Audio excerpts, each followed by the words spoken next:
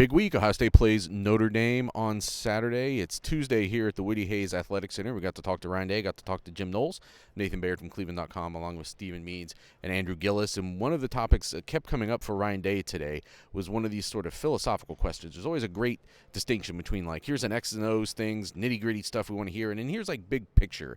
What are you all about, Ryan Day? We got some of those questions today because people want to know. I was among them. Going into the Georgia game last year, Ryan Day was talking about a kind of taking a different mindset into a big game like that and playing aggressive and being not scared of the moment, I guess you could say, not playing reserved. And it obviously paid off pretty well for them that night. We haven't really seen that version of Ohio State yet this season because a challenge like this hasn't presented itself. So, Stephen, do you think we need to see a different Ryan Day against Notre Dame than we've maybe seen in these first three games? We've talked about a lot how the first three games were almost like a preseason, and things are really going to start up when they play Notre Dame. And so, yes, to answer your question, I think we need to see this from Ryan Day starting on Saturday and every Saturday that follows. Even the bye week. Go be crazy somewhere with your family or something like that. But whether you were there or watching on TV, we all saw emotional Ryan Day. And I don't think we've ever seen it like that, where he's celebrating touchdowns as if it's the greatest touchdown you could have possibly scored. The approach, the not holding anything back, it was a clear response to how he didn't do that against Michigan. And I think now going forward, the schedule is going to have plenty of games that need Georgia Ryan Day. By the end of this season, it shouldn't be that's Georgia Ryan Day. That should just be Ryan Day. And it starts on Saturday against Notre Dame because it's not completely talent equated. There still is a little bit of a talent gap because one's Ohio State and one's Notre Dame. But the overall magnitude of the game, this is where your journey to winning a national title starts. And so it needs to have that same fire and intensity that we saw last year at the end of the year. Andrew, do you, on this topic, think of it more as a question of what kind of game Ryan Day calls or what kind of vibe he takes that then kind of corresponds down the whole roster? I mean, you've got a game where all the conditions are here to maybe play a little bit tight. You're playing against a top 10 opponent on the road, newish quarterback, offensive line questions. Lots of things there that are still unknown as much as he says he knows about his team through three games. How much does the way that he just kind of comports himself maybe help this team not have those problems? Well, I think it's a vibe thing, and I think it's also a game plan thing this week. This team, you were talking about emotional Ryan Day, screaming, fiery Ryan Day. They went toe-to-toe with the champ, and they were a missed field goal away from winning that game, and there were a couple different plays during that game where they were that close to winning, and thus the national championship. So I think it's a vibe thing. I think the team can feed off of that, but I also think it's a game plan thing this week where you kind of need to be aggressive. You need to be all those types of different things because what does Notre Dame do well? They run the ball, and they take their shots over the top.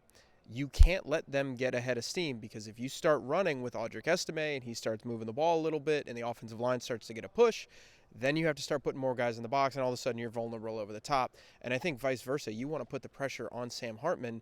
You want to say that, hey, look, beat us. He's not Tyler Buchner, but you got to look at him in the eye and say, look, you don't have receivers that can beat us one-on-one. Beat us with throws, beat us with this. And I think you could make the same thing with their offense because, again, Ohio State's offense, Notre Dame has really good corners.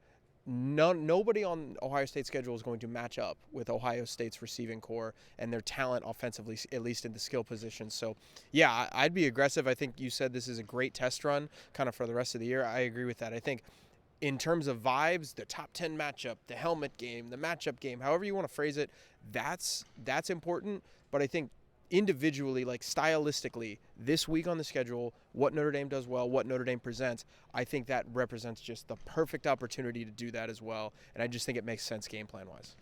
Here's the other reason why I think it's important.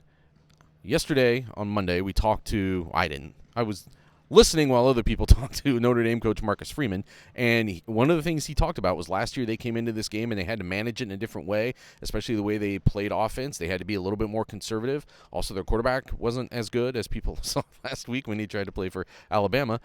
We saw it when he played in this stadium last year, too. This is a different level with Sam Hartman. And they know more about their team now, and Marcus Freeman, former Buckeye, is now talking about I don't want us to play to lose, basically. Play not to lose is the way he said it yesterday.